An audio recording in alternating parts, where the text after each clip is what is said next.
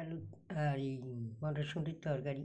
এই ভাত দিয়েছি অল্প অল্প, ওই কলা পাতা ঢালবো, ঢেলে আর খাবো।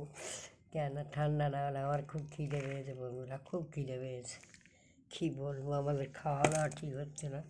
কেন হচ্ছে র্যাম্বো খালি কান্নাকাটি করছে, আমি ডাক্তার বলি সব করি, লোকেরও মুখ খাচ্ছি বড় বড় কথা।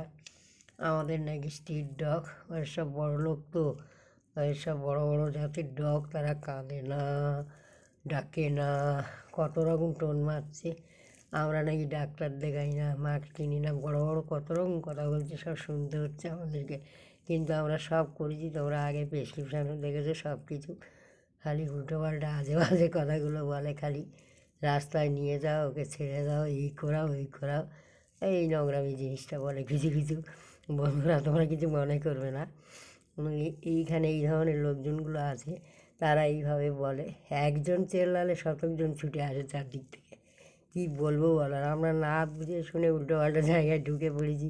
সবাই আমার দোষ দিচ্ছে, আমার মাথাটা নষ্ট হয়ে যাচ্ছে, ব্রেনে কোনো কাজ করতে পারছি না, এরকম পরিস্থিতি এইখানে এসে।